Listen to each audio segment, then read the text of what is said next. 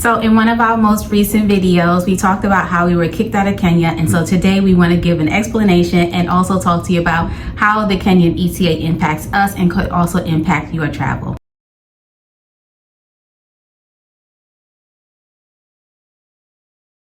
Welcome back to Travel Check-ins with Saidah and Germaine. So Germaine, let's talk to our community about why we chose Kenya as our hub, because we do have a lot of new subscribers. We are missionaries, but not in the traditional sense. I would say that. Yes. And the other thing is we just like Kenya, and us being away actually is kind of saying, okay, yeah, I do need my Kenya hit. I need to get back pretty soon.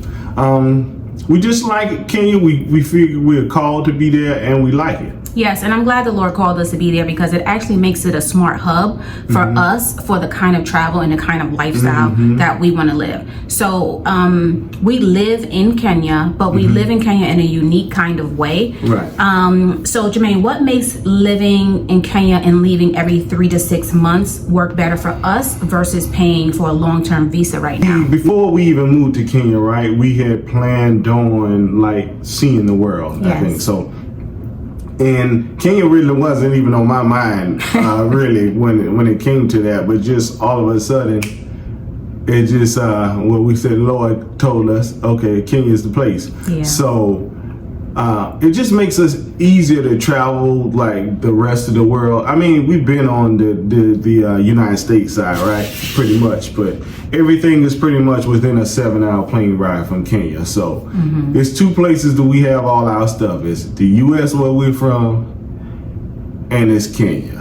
And yeah, and at the same time, it just gives us that like flexibility that we were looking for, because like Germaine said, we were like really praying and asking the Lord, okay, where should we be? And like Germaine said, Kenya wasn't on his radar. But traveling was something that was on our radar after we raised all of our kids. So God kind of like just meshed our desire to travel and our desire for ministry together. We knew the 3 to 6 month thing kind of coming in, right? So yeah, and talk a little bit more about that. Like, so how did that impact our planning? Because I know the ETA thing kind of caught some people by surprise, like when it was announced that there could be a possible ETA change in Kenya. Like, some people were taken by surprise, but we kind of planned that in, right? Right, and I think they actually voted that down anyway. So I think it's business as usual, and if you don't extend, you got to leave. You have to leave after 90 days. We actually did extend the last time. So when we said we got kicked out, when you have to leave, it kind of feels like you got kicked out, just to be honest. We couldn't stay any longer. We couldn't stay, so then you got to go. But it's like this. I understand, and I knew that coming in. When we came to Kenya, we knew we weren't citizens, right? So we spent our last 12 months, right? Yes. We probably spent 10 and a half in Kenya. Yes. And you talking about people who love to go, love to travel. This year coming up, it's probably going to be a little less time in Kenya because we want to see the world still, but Kenya's still our hub. Yes. Right? So we're going to spend more time in Kenya than we do in the U.S. where we're from. Probably anywhere else. So even though I don't necessarily like having to leave, I knew it before, and I just used it to my advantage. That's why we say kicked out of Kenya, or we were forced to leave, because even if we wanted to stay, we couldn't have stayed. We have to leave. It's called what people sometimes call a visa run. We have to leave, then we can come back. And a lot of people know that there's a 5-year ETA, but when we weigh all of our options, you have a 5-year ETA, you have a retirement ETA. Why is it that we don't just apply for a 5-year ETA or retirement ETA? Some of the visas, right, cost more than others, right? And some of the ETAs are the same price, it's just you giving the government the money up front. I don't do that here, and I'll probably not doing that anywhere, just giving up front if I don't have to, right? I don't know what's going on. I don't know when I'm going to need that money, even if it is a couple $100. So I'm just going to go with the flow. 90 days is the rule. I can go to your house and extend if I need to one time, because after that you got to go regardless. And I just go from there. And let me tell you, it's 2 sets of people I realized too. a lot of Kenyans are on say, man, we wish you guys could kind of stay and be citizens. And some of y'all be like, good riddance, get out of here. I'm fine with that too. But I'll just say that it's not like we just want to have to leave.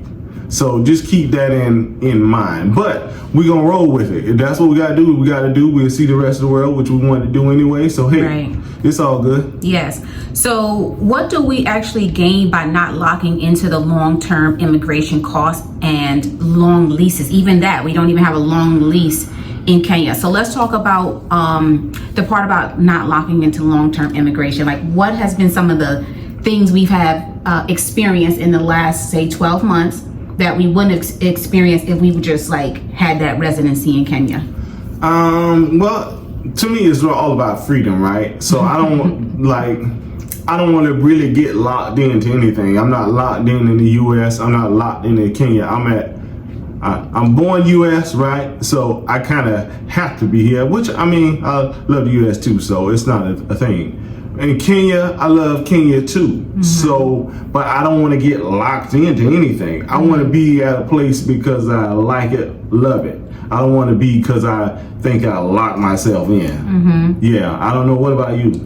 We've seen so many places. Like, we've been to Dubai, and like Dubai was just like a no on our list at first. Like when we first left the US last year, I was like open to going. Then the more we did some research, we were hearing some negative things. But having gone and experienced Dubai ourselves, like Dubai is one of my favorite places to be.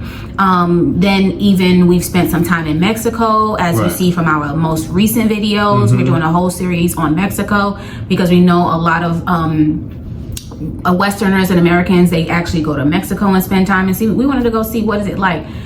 So we went to Merida, spent some time there. We have friends of ours who love to cruise, so we went and checked that out. And so we have a series coming out on that, and that was it has its pros and cons on that, which we'll talk about in that video. So it's experiences. We went to London. We were in we just in there for a couple of days. That's the advantage of being in Kenya and coming to the U.S., right? You can stop in London or Paris or something like that. Yes. And these things to me show me kind of where I want to be. So when I go to London, I say, oh, that's nice. Okay, London's nice. There's a lot of nice places out here. So many. But to be honest, my two favorite places are the place I'm from and the place we're at. I'm gonna just be honest with you. Those are our favorite places. Right. Kenya and the U.S. It is, and I'm gonna be honest with you. Sometimes both of them can get on my nerves. It's true, because I'm ready to leave the U.S. Germaine got to stay here for a little bit longer than I want to be. Sometimes I yearn to get to the U.S. Sometimes the same thing about Kenya. I'm like, okay, I don't mind. I need to get out of Kenya for a little while. But now I'm over here. I say, man, I need to get back in Kenya and get over there to the. I don't go into Nairobi house. Go there in West Gate or something like that. What's the one I don't like that, but I still go? What? Not Westgate, right around the corner. Oh, you talking about the mall? Sarit. Yeah, I ain't no Sarit fan. I'm a Westgate person, but I'm ready to get back to Sarit too.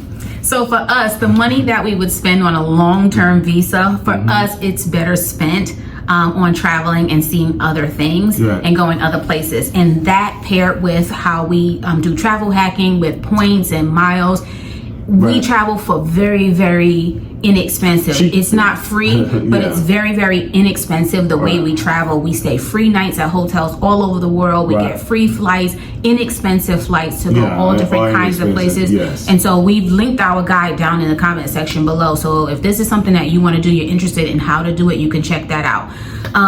So some of the places that we've seen in the last 12 months as a result of doing visa runs, what are some of the places we've gone to? I think you mentioned most of it, right? The visa runs normally Dubai because that's just closer. Yeah, and that's 5 hours. Yeah, that's 5 hours. It's not bad. So, but next year I'm gonna kind of split it up. Yeah, like we're gonna. I got to get South Africa in there, and I forgot what happened this year, but that's got to get in there. Yeah. We're on to Thailand on the way back to Kenya, right? When we leave here, Thailand, do some stuff, and then back at the motherland. We didn't go to Johannesburg. We canceled our flight to Johannesburg because we had a mission outreach coming up. Yeah, in Kenya. It didn't align, so we had to it was either we go to Johannesburg or we do this outreach, and we just wanted to do the outreach. Yeah, that comes before travel, really, for me. Johannesburg. My purpose is before travel, but And a lot of people do visa runs. Like some people say after their 90 days, they'll go to Tanzania or Uganda or Zanzibar or whatever, right? Yeah. But remember we met a guy and he wasn't black, he was a white guy. He said he's been doing visa runs for I don't know 10 years. 10 years. So he's doing it 90 days, leave, come back. And he's been doing it 10 years. So, I mean, it's possible. If things keep going like it is now, I can see me doing that. Going, come back. That's what I want to do. And be honest with you, if I was living in the U.S., that's what I would be doing anyway, right? Yeah. I'd be leaving, coming back. Yes. Leaving, coming back. Come back for your respite or whatever, and then out again. And I know some of you may be thinking about the numbers, because when we talk to people, they're just thinking we're just throwing this wad of cash everywhere. So Germaine, talk about how points and miles play a role in how we're able to travel so frequently. Well, the advantages of coming from the U.S. or a place like that, right? You got easy access to a credit card, and they have rewards. And if you spend you pay all your bills with that, you're able to do things like go on trips and pay for hotels, all this kind of thing. That's it in a nutshell. So I realize every place doesn't have that advantage, but so if I have that, why not use that? Yeah, so we have just certain advantages as Americans and access to certain things like credit card points, credit card points and miles. And that's exactly why we created our travel guide, Travel for Free, Travel for Cheap guide, because like some people just think of it just as far as like money goes, but there's other ways you can travel around that people don't even realize. So let's see. So what questions do you guys maybe have about why we chose Kenya as our home base? What questions do you guys have about traveling with points and miles? Leave them down in the comment section below. We do have some videos coming up on our Alaskan cruise. We have videos on our time that we spent in Mexico. And I guess let me ask you this, like as we've been doing like what we consider visa runs, we leave, you know, the continent of Africa. What's been your favorite visa run country or location or destination? I don't know if I have one, just to be honest with you. Like I said, my two favorite places is if it be a visa run back home, right? But my two favorite places, Kenya and the U.S. So yes. I don't know. What about you? I don't have a favorite. I just feel like Kenya is our new home, but I realize the world is open. God created this vast world that we can go see. Even while we was just in Alaska, that's a place that I didn't even care for going, and we went and I just was able to experience God's creation. So this particular strategy that Germaine and I work, it just works together for us to have the best of both worlds, I'd say. Yeah, and I want to clear something up, because I know you have a subset of people think people come to Kenya to do YouTube. I think maybe, I don't know, maybe some people do, but I can tell you, I think the mass majority of us do not. No. To be honest with you, we over here, I still got this on. Yeah, I'm gonna be representing shirts of where I've been some of these times now coming up, but nobody's in Kenya just for YouTube. We over in Kenya because that's what we want to be. And the people who share on YouTube, right, I truly believe they're just creatives. They're just the people who like to share and educate and entertain and inform and create content for people. Right. And YouTube, TikTok, Instagram, all of these platforms allow them to do that and allow us to do that. Right. I've been creating content since 2008, and it's just what I do, whether it's blogging or vlogging or writing or whatever. It's just what we do. And we don't really know any other U.S. Kenyan, except for Ryan. We communicate Ryan a little bit through YouTube, but that's it. We think everybody who's pretty much a content creator, they're in Kenya because they want to be in Kenya. It's just happened, they're just a content creator in Kenya, but they're not coming to Kenya for that purpose. It's true. Yes. And a lot of times if you look at them, they were creating content prior to coming to Kenya. Me, I was not. Yeah, well, but you was, and you was always supporting me as I created content all those years. So, and I had the same face on those old videos. See, I changed it up now because everybody used to get on me and say I had a mean face. We're gonna have to bring that face back. We're gonna bring your other face back. Yeah, I was getting more viewers then. We was getting more views when you was coming on with your old face. But yeah, he's warmed up a lot to YouTube, and yeah. So if you guys are serious about living abroad, you love following our channel, make sure you like this video, make sure you subscribe, go back and check out our Mexico videos if slow traveling and like just traveling around the world is something that you're interested in. And then also click on the link down in the description and just down in maybe the first pinned comment if you want to learn how to get started traveling for cheap and for free using credit cards. You got anything else for the people, babe? No, we'll be back home soon. Hopefully y'all rock with it. If you don't, I'm still going back and forth. And we're going to still make videos for our family, our grandkids, all of our friends, our church friends, everybody who supports us and loves us. Yep. And thank you so much, guys, for watching, and we'll catch you guys in the next video. Bye. Bye, y'all.